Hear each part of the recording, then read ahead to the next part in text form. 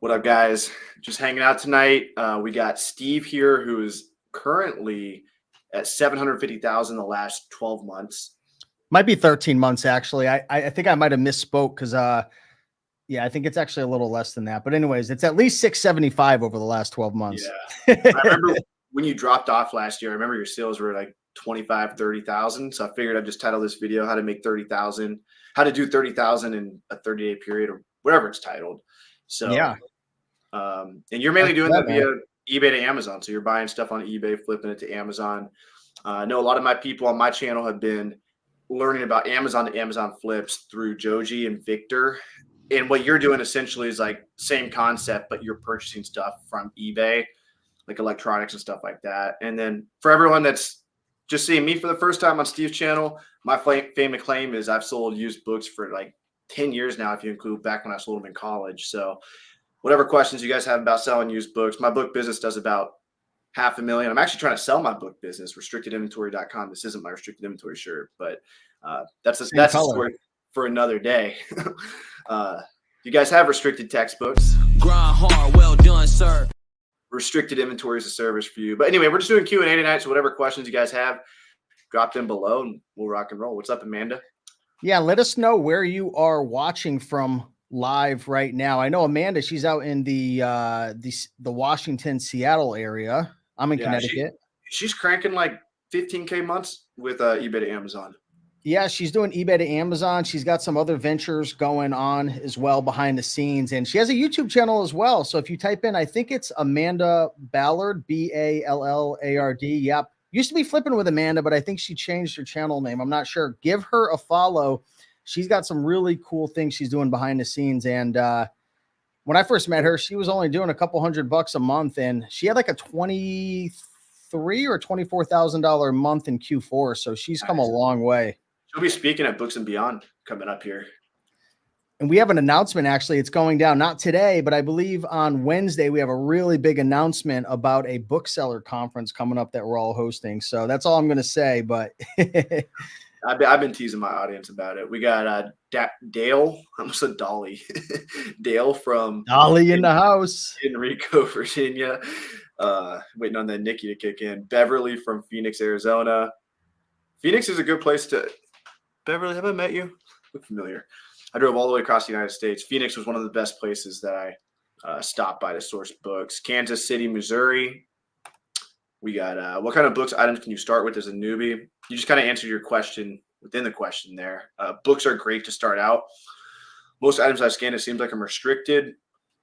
You shouldn't be restricted in books. And if you are, you should be able to request approval and get ungated pretty quickly. Once you start with books, like go to thrift stores, libraries, used bookstores, scan a few thousand, go watch Steve's channel, type in how to sell books, rake and profit, and just get a feel for, how fast he's scanning them on the shelf. And you can literally find your first 1,000. Well, Avery, here's the thing. Most new booksellers, they don't understand there's a difference between being restricted and gated versus requires approval. So if you've never sold a book or a publisher before, and I'm not talking about like the major, like hottest selling, 2000 rank Pearsons and whatnot, but there's a lot of books out there that are going to say requires approval. So what we used to have to do back in the day was like go through Amazon Seller Central and all that. But I know GoToLister helps with that as well, right? GoToLister, because last year my mom, she's got a brand new account, and every time we would try to list a book, it would come up gated. Then we would have to go to Seller Central and type in the ASIN, find the book, request approval. It was a tedious process. So with GoToLister, if you're using my software, GoToLister, you can scan it. It'll add it to an error queue. You can click on apply, it automatically opens Seller Central and paste the ASIN in there. But if you're out in the field, what I recommend you do is before you purchase your books, always take the Amazon Seller app, scan all your books. And within the Amazon Seller app, you can request approval as well. So right? You can request approval within the Amazon Seller app. Am I tripping? Yeah, but the issue is, at least, a couple months back, probably like 6 to 12 months back, if you did it through the actual app, it wouldn't like register on the back end. So a lot of folks would actually have to go through Amazon Seller Central on the desktop and do it. So I'm not sure, how Amazon is. They have like these little issues they never fix. So Amanda says, thank you. Richie Storm says, watching from California. Patrick says, hi, all newbies here.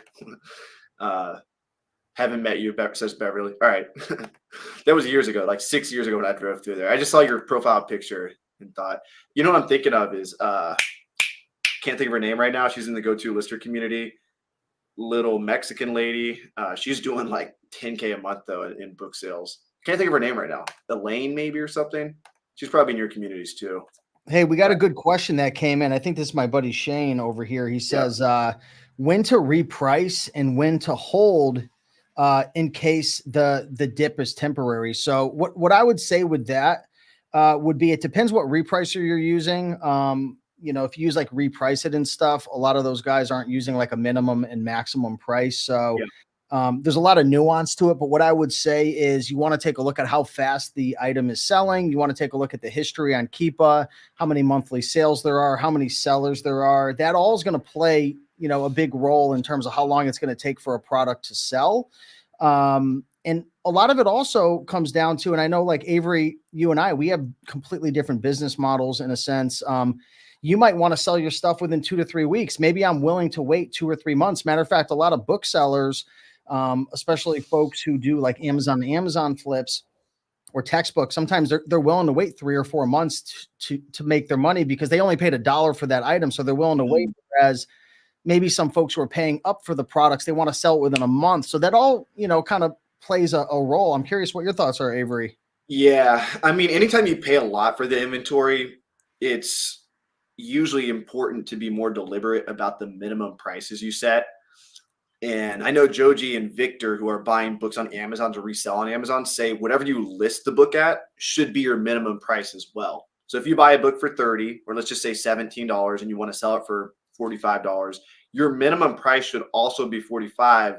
That way your repricer is never going to dip below that. Now with used books in a thrifting model, let's say you go out and you find 100 books. What I recommend is you list them. You intentionally set the first price to make as much profit as possible. I'm talking, you're not just matching buy box. If it's a faster moving book, you're pricing it slightly higher. And then you're letting that price sit for a 30-day period. And then we proceed to matching buy box, pricing up, pricing down. But for the first 30 days, we're not even really touching. So it's pretty similar, but we don't really set minimum prices other than like I'll set a $10 minimum price on all my books, period, just because I don't want to be losing money on books. And if you go below $10, like you're pretty much breaking even. So at the end of the day, reprice often.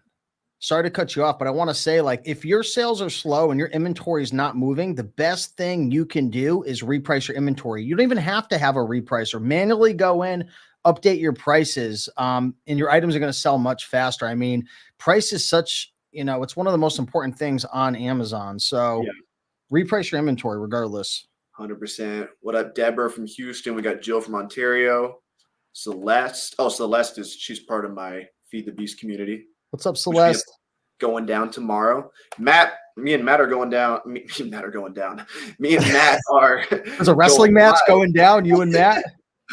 We're going live on Friday. So I asked quite a few resellers to go live with me, and most of them said no on Friday because Friday's a big day for library sales, estate sales, stuff like that. But Matt's got some pretty decent sales. We'll be going live on my channel on Friday. I'm not sure if this is the Matt that I know. Is this the Matt that's also in my group as well, doing eBay to Amazon?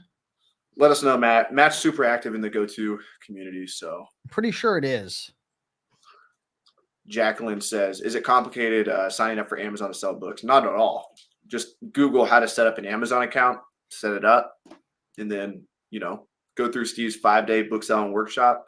Me and Steve shot that together. Ours. Yeah, it's not mine. It's ours, dude. We're both. What channel you watch it on? If you watch it on his, it's his. Walking on mine, it's mine.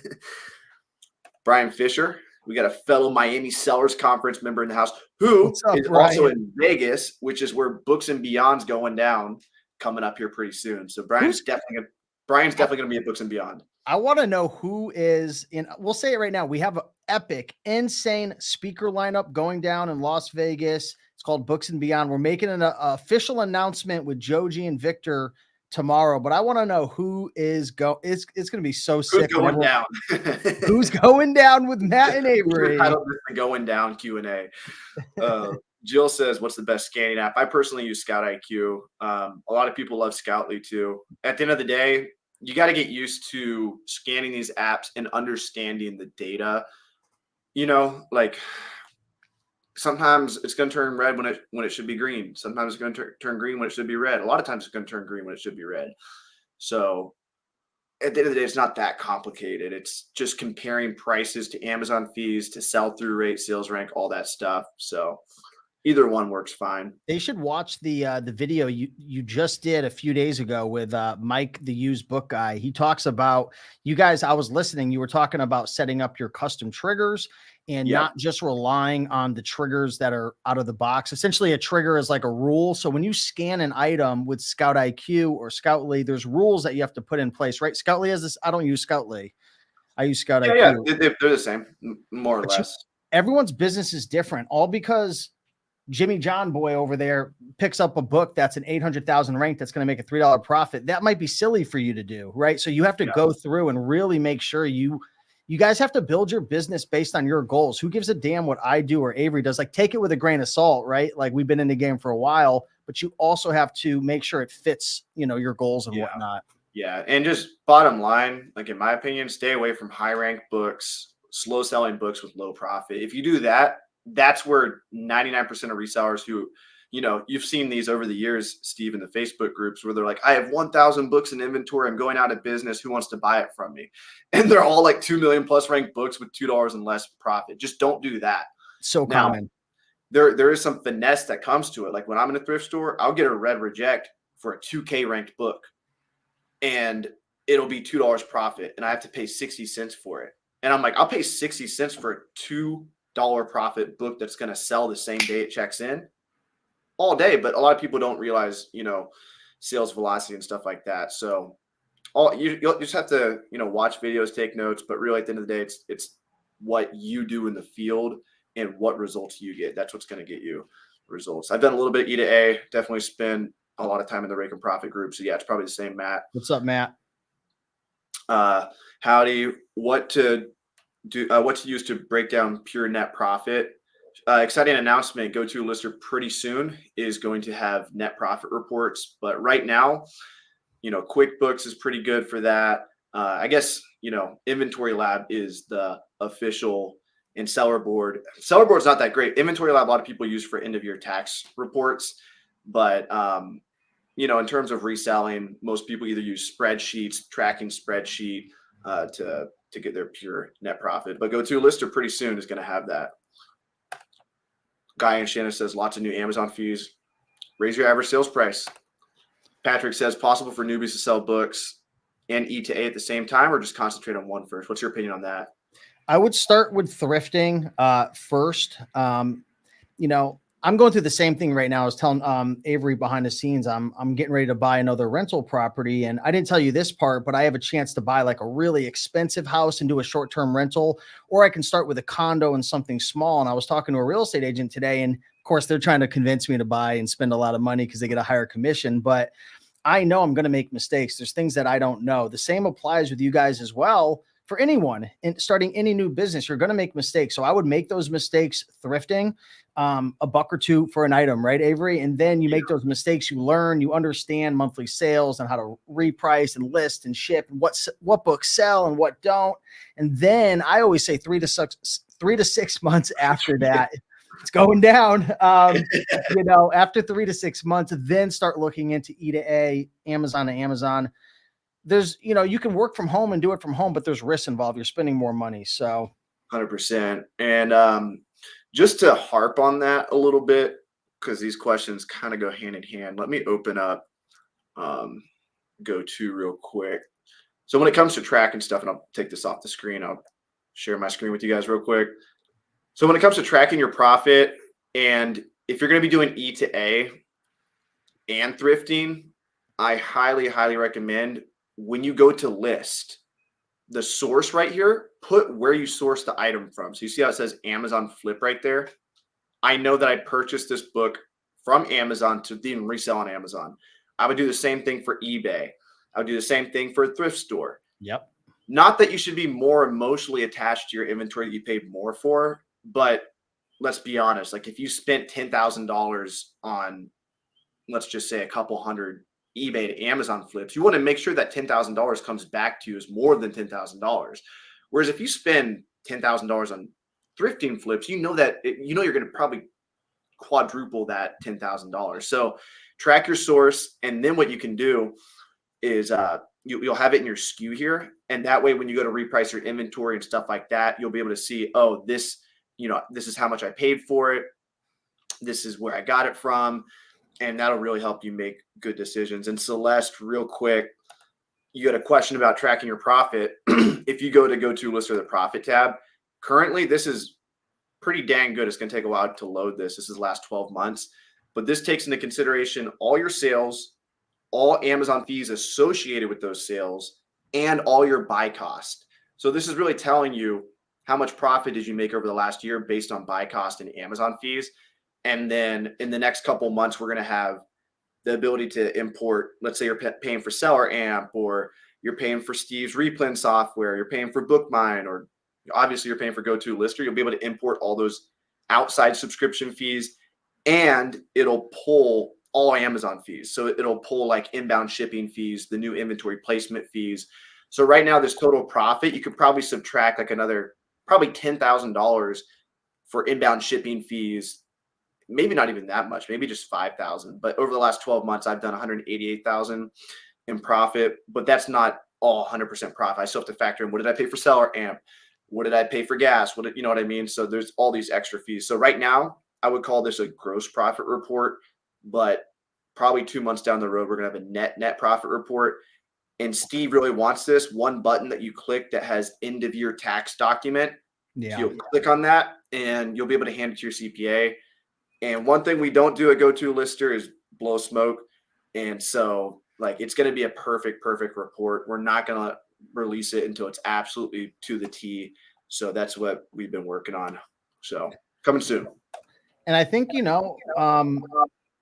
to kind of touch on that, I feel like a lot of people, they're scared to grow their business because they're like, man, when it comes to tax season, how am I going to track all this stuff? How am I going to give all this to my accountant? Like, I'm scared, like I'm going to owe taxes. It's really important, make sure you have a good system in place to track all of your expenses, all of your profit. And I'll say right now, if you're new, the best thing you can do is, you don't have to start a business in the beginning, but go to your bank and, just create multiple checking accounts, get a new credit card, even if it's under your personal, and just split.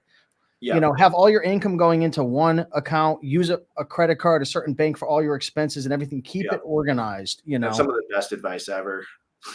And Mercury's a great bank. If you guys want to set one up, all you need is a business, and it's super easy to send ACH, wire transfers, all that stuff. And it's mobile friendly, not many fees associated with this. So Mercury Bank's been great for me. I feel so used book says, is it safe to buy textbooks off of eBay?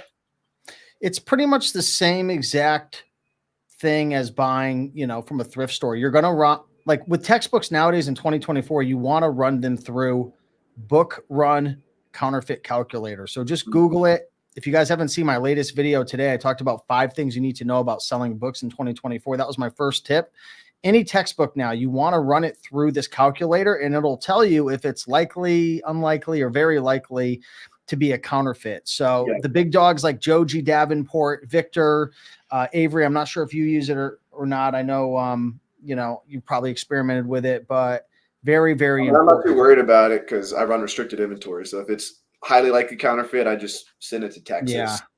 Yeah, you got to be careful. I mean, anytime you thrift an item, I don't care if it's a book or you're buying off of eBay, any of these methods without invoices, be careful with anything that's too popular and too fast selling. Yeah, 100%. 90% of the inventory I sell, Avery, believe it or not, and I buy all my stuff from eBay. So we buy it from eBay, we send it to a prep center, goes to FBA. I mean, I've done, I've sold over 9,500 products in the last year. 90% of them probably sell less than 10 or 20 per month, like monthly sales. So I don't go after the super hot stuff. Yeah. I stay under the radar. One thing I liked about looking at your sales, I creeped on you gave me your GoToLister login. I know. I still have it. Just so I always put that disclaimer out there because people think I can see all their products. I can't. So I logged into Steve's GoToLister account. I opened up like everything that was selling. And one thing I really like, and this might go over some people's heads, but your Keepa graphs were very consistent sales. So like your team that's sourcing for you is looking, it's not super fast movers, but it's consistent, which I think is more important than, and Joji does the same thing. It's like maybe it only sells 20 times a year, or like you said, 20 times a month. But what we're looking for is that consistency, you know? And not only the consistency of sales, and sometimes consistency only means it's selling. Like I'll tell you, to be honest, there's a good majority of my products that maybe only sell 3 or 4 times a month. But guess what? If there's only 1 or 2 sellers on it, I'm also looking at consistency of what's the historical data of the number of sellers. So what I mean is like on Keepa, you could look over the last year and I can see how many sellers have been on that listing. So maybe it's like 4, 5, 3, 4, 6, 5. So if you get consistency with the number of sellers and consistency with sales, and maybe it's an item that's discontinued or kind of hard to find, like maybe a lot of books are, maybe not textbooks. Textbooks are typically pretty popular. You could make a really good living selling products that aren't very popular, but have those 2 components very consistent. So thanks for touching on that. Yeah. And mentioning it. Shop Epic Gift says, see you in Vegas. Victor says Books and Beyond. He's helping us host this event too. It's me, Joji, Victor, and Steve doing the Books and Beyond event coming up here in September. Steve's going to be releasing some more information on that soon. We all will. You guys will see it on my channel as well. Celeste says, howdy. We already answered that question. Is GoTo mobile friendly? Pretty soon. We're probably in the next week or so, we're going to release our first version of the app. You'll be able to list from the app. So this is like brand new.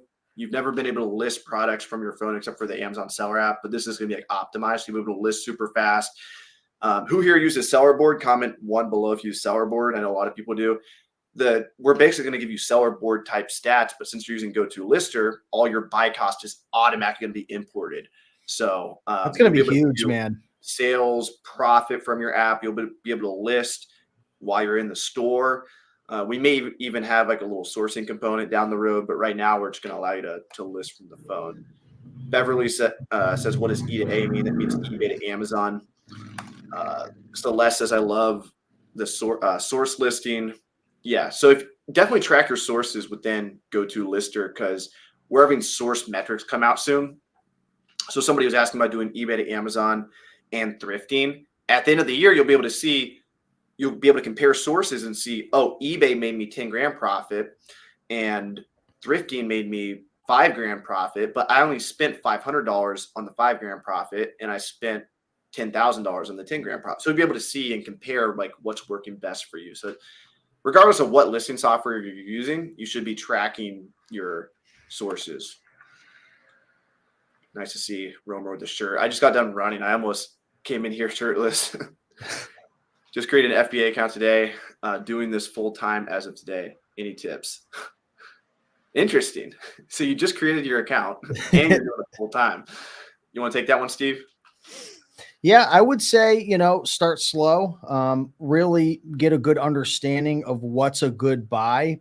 The biggest mistake a lot of people make, and we see this over and over again when, we do one-on-one coaching calls. I know we've talked about this, Avery, is you'll see somebody who's not making sales, their items aren't selling, and they end up having 500 books in their inventory. They're all, $1.5 million, $2.5 million, $3 million, or maybe it's a book that's a 600,000 rank and it's not selling. And the reason is there's a huge merchant fulfilled price to the FBA price. So like you'll see like, I don't know, maybe it's a 500,000 rank and you got like 27 people at $9 and then they're the only seller at like 39. And they're like, why isn't this not selling? Like I should be controlling the market. I'm at 39. I'm the only seller.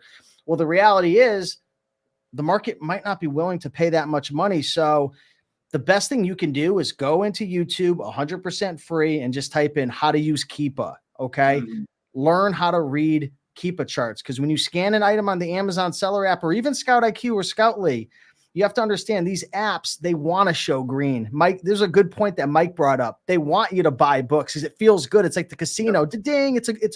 Obviously there's custom triggers and whatnot, but you want to buy quality books that not only have a good rank and good monthly sales, but if you look at the historical data, people are consistently buying those books. So buy quality books. Okay. Yeah. That's all I can say, or any product, make sure it's a quality product. I'd rather have 10 really good products than 500 crap products. Yeah. And Mike, the used book guy, he sources 2 days a week. only 2 days a week, and he's a part-time seller, does 10,000 a month in sales, makes about $6,000 profit every month. And he probably doesn't spend that much on the books he buys at all. So I recommend, Laura hitting up library sales, estate sales on the weekend, and just send in a few hundred books. And pretty quickly, you're going to learn, like, do you like this business? Do you like shipping stuff to Amazon? Which items sell? How fast do they sell? Then you can decide, do I want to do eBay to Amazon? Do I want to do bulk books? Do I want to do traditional online arbitrage? Do I want to do wholesale? But this is going to give you that foundation you need to build shipments, get profitable inventory, and make a few $1,000s. There's so much money you could literally make. And you talk about this all the time. People, they don't put in the work, right? Yeah. Going to the thrift store is great, but why not put out ads on Facebook or local pickups, or go to library sales? Like, put in that time scanning. Okay. Yeah. You've got to put in that time, squeezing that trigger, right? Scanning those books with your Natamu scanner or whatnot. The money's out there, but also be careful. Don't just send in anything and everything all because it looks decent, because there's consequences on the back end. What are those consequences, Avery, if someone sends in 700 crap books and they don't sell? You're going to pay $2 in removal fees for each book. You'll pay $1,400 in removal fees. It's not going to be pretty. So make sure you understand what's a fast moving book, what's a profitable book. And if you can get those two things nailed down, you're going to have a good business. Clyde is saying, how does a prep center work? Basically, a prep center is where you send your items. Really good if you're doing eBay to Amazon or online arbitrage. You send your items there. They prep everything for you, usually $1 to $2. They ship it to Amazon FBA. You never have to touch the product. If you guys are interested in some prep centers, Google Little Owl Prep and Virginia Prep. Is that the one that everyone recommends? Yeah, but Virginia Prep only deals with books. Okay. Because I reached out to them because I was looking to kind of diversify my prep centers, and they only deal with books. Little Owl Prep, they deal with everything. There's a lot of prep centers. Just Google it. Ask in the Facebook groups, but those are a couple good ones. Cool. Matt says, can't wait for the app. DPS says, hey, quick question. How do you manage to get your account back? I'm currently going through a section 3 and I've been out of action for a month now. Send me a DM on Instagram at Romer the Romer, and I can give you some good advice. I've been working with a lot of people to get their accounts back over the last year. And, any type of counterfeit claim or section 3 or authenticity or IP complaint with booksellers is, it's not impossible to get your account back. I mean, it's definitely like pretty not easy, I want to say, but you just have to tell Amazon the right things. You have to come up with essentially the right alibi. You have to make the story when you submit your plan of action something that they can quickly understand and give you your account back. Regarding my account was a really complicated issue. I actually decided to go the route of partnering with other Amazon sellers. My account issue was I had like 6 Amazon accounts linked to mine, and it was so messy that I didn't want to spend another month or two trying to get my account back. So you guys can go watch videos on that on my YouTube channel. I kind of break it down. But shoot me a DM on Instagram.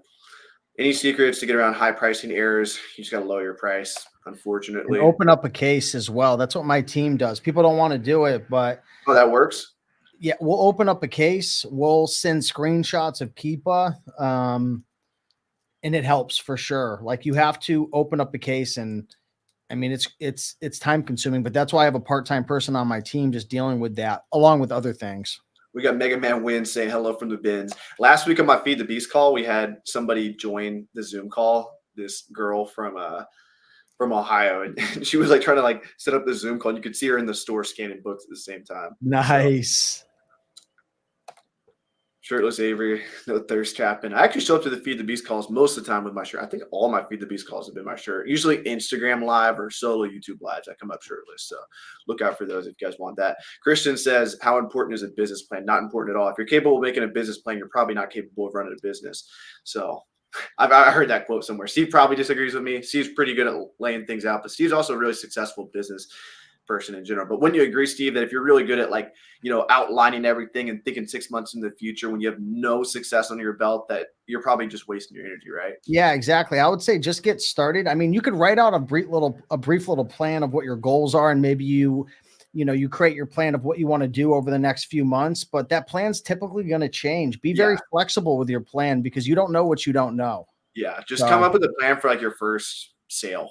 That's it. And then once you get that, you can decide, is this working or is it not? And, if you found profitable inventory doing X, do more of X, and then try YZ. And if YZ works really good too, then try more of those. And if X didn't work as well as Y did, then do more of Y. You know what I mean? And I would say I would put a plan in place in terms of your schedule, because you're not going to get anything for free. Your results are going to be reflecting upon how much work did you put in, how many times did you get knocked down, how many times did you learn from a mistake, how many times did you go out sourcing, listing, shipping, how many times were you disappointed and you tried again. So, I mean, that's for me, that's the most important thing.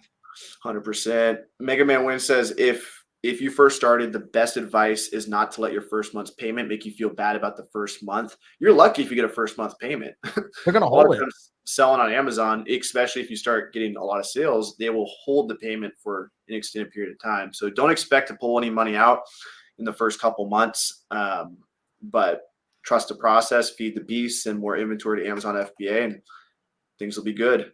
Me and Steve both are selling. What's your last 30-day sales? I think it's like 58.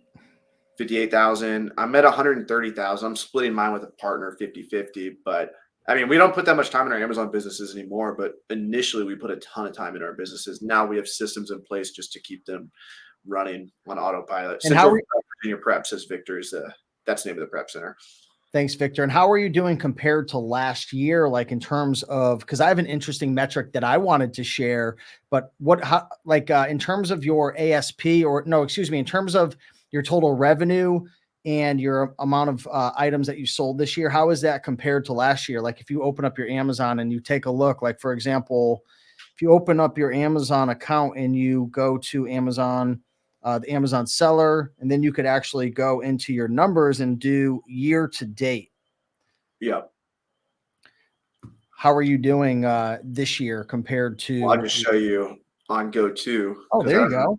I don't really log into Seller Central too much, but this is my new partner account. And as you can see, we've been going up every single month. So take Victor off the screen. We love you, Victor, but I can't see your numbers. Yeah, my bad. So as you can see, we've grown a lot. I think last year in April, I was probably doing like 70 to 90K, but then my account got shut down around July of last year.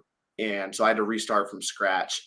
But my account was shut down because I truly did sell a lot of counterfeit books on accident, settled with the brand. Amazon didn't want to take their word for it. The brand contacted Amazon, said, hey, you're good to go. But anyway, my case was super complicated. So I just decided to partner with someone else. And I mean, compared to last year, I'm, growing for sure. And I mean, look at this growth. Like if we continue this, which I kind of want to get up to 300K a month, I'd be happy with that. And then at your Tulsa event in Oklahoma, what's his name? Josiah came and he said, at some point you have to decide when you're going to take money out of the business, when you're going to be happy. Your goalpost.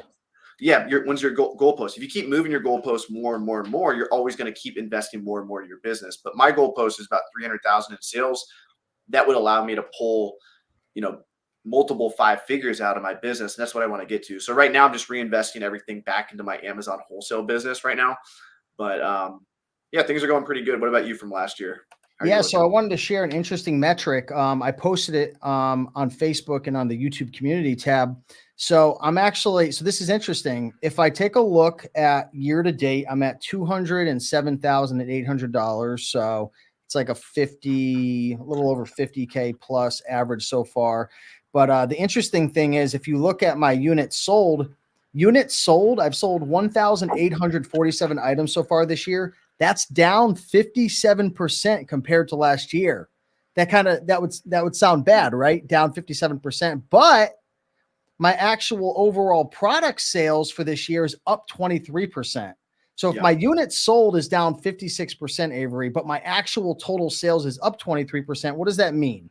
Average sales price has gone up, which means your Amazon payout's bigger, which is really good. Like when somebody comes to me like, I did 100,000 in sales, but their average sales price is $10. I'm like, you probably got an Amazon payout of like 20 grand. Whereas if you tell me you got 100,000 in sales, but you have an average sales price of $100, you probably got a $90,000 Amazon payout because your average sales price is higher. You keep more of the pie.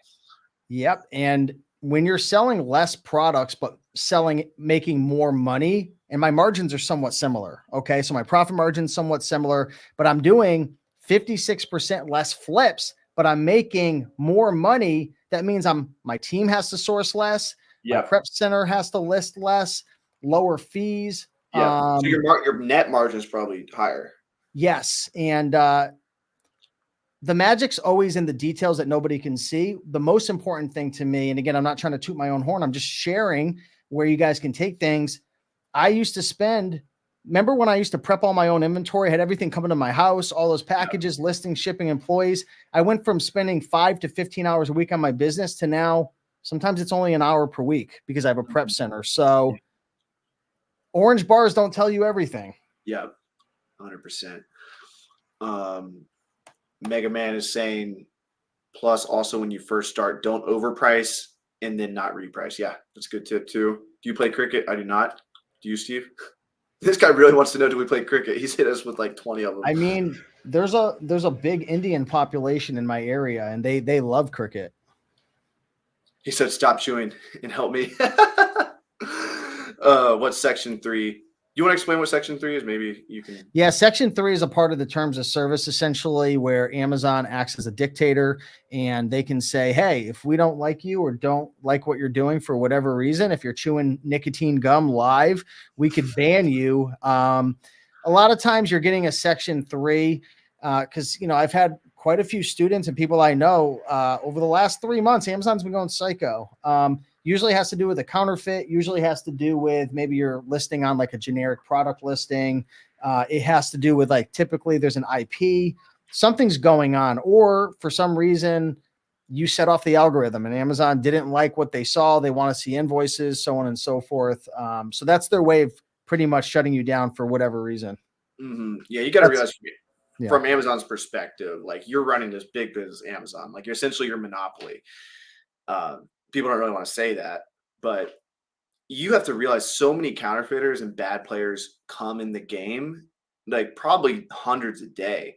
And they're really good at setting up different Amazon accounts, using fake identities, stealing people's identities, etc. That they are going to shut your account down first and then have you prove that you're a real person before they just give you the benefit of the doubt and don't shut your account down at all. So I actually have a lot of empathy, as bad as it sounds. Like Amazon shuts people down left and right, but there are so many people like selling, books from India. Like let's go back 10, 15 years ago. You could get books from India for like $2 and sell them on Amazon for 300. And there was a ton of people doing this, and Amazon caught on. They were getting shit from the brands. They were getting a lot of trouble from even the Supreme Court that they're allowing the sale of counterfeits. So that's why they're so strict. Amazon will always err on the side of, let me scare the shit out of the seller first and keep the customer happy and protect themselves from brands suing them rather than not doing that. So it's the name of the game. Nicotine gum. I Feel So Used Book says, any chance, Steve, elaborating on submitting the case for high pricing errors? I mean, to be honest, I have someone on my team. I'm not really good with all the little tiny details, other than I know she opens up a case with Amazon. I don't know specifically how she does it, but she will open up a case. If you're in the eBay to Amazon Masterclass, which I believe you are, just search high pricing errors. I have an SOP. Matter of fact, let me, I'm going to share this SOP this is one of our SOPs. I'm going to put this in the group. It's kind of like a long link, but that's one of our SOPs for fixing high pricing errors. So we'll go in, check our prices, update minimum and maximum prices.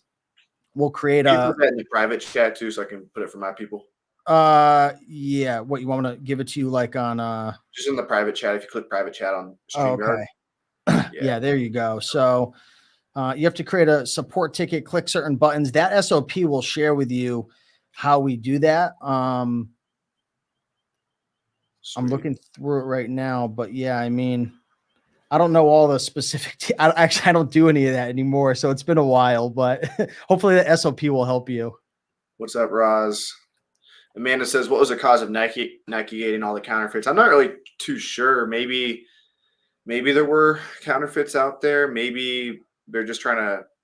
I don't know. Do you know much about that? No, they're probably they're probably catching up to all the people who got ungated like the unethical way. Like there were like a lot of suppliers. People were like submitting blank invoices and doing all types of crazy stuff. So I don't know. I'm just guessing. I don't know actually. Avery still doing only books? No, I mainly do wholesale in the health category now, but I still go thrifting, make YouTube content on that because I think it's the best way to get started. It's what allowed me to get started. It's what I know best. So my book business does like probably $500,000 a year now, and it's all via Grind hard, well done, sir. And welcome to the freaking well. restrictedinventory.com, baby. All right, we got time for a few more questions. We'll get out of here. Seller Investigators will research for you too. Yeah, I've heard really good things about that. Shout out to them. They sponsored Miami 2023. Carbon 6 did, so big shout out to them. I've only heard good things. You also have Refunds Manager and Jatita. So these companies will open up a case for you. They'll get you. I mean, are you doing this, Steve? Are you using any refund management service? Yeah, Jatita. I think that's the one we use. Jatita, yeah, I have a tendency to just set up a system and then I get the reports. But yeah, I'm pretty sure that's the one that we're using. But yeah, you should be using it. These companies will open cases. Amazon won't pay you for lost inventory unless you ask for it. These companies will do that for you. It costs you nothing. Yeah. I'm curious if do you get reimbursed for inbound shipments with eBay receipts? We don't do that. We don't really want to be showing Amazon that we're buying from eBay. Right. Same with a thrift store. You don't really want to be showing them you're buying from a thrift store either. Yeah. I'd just be curious if it worked or not. I've had some students who say it does, and then I've had some students who say it doesn't. I just don't want, I mean, especially with all the stuff going on now, Amazon, they really don't like anybody thrifting and doing all this stuff, but everybody does it. But, I don't know. Yeah. Keep it on the DL. Yeah, no, I get it. Well, sweet. That was a good live. We'll be doing this more often, guys. Thanks for coming on, Steve. Yeah, let us know if you want us to go live just, once a week, just answering questions and helping you guys out. I had a lot of fun as well. It's cool to connect with the folks who are watching the videos and hanging out in the groups and stuff. So let us know in the comments. What should they say in the comments if they liked it? Drop a 1. 1's the easiest. Drop a 1 if you want us to do this, once or twice a week with you guys and just have some fun, non-webinar style, just chilling. Right. Nicotine gum and everything's going down. Nicorettes popping. Drop a 2 if you take some Nicorettes too. I feel so used. Book Scout says 1. Brian Fisher says, thanks, guys. Great sesh. He shows up to the Feed the Beast calls every week. Nice.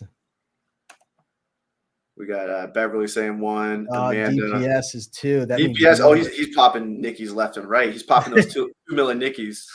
Dale in the house. Dale.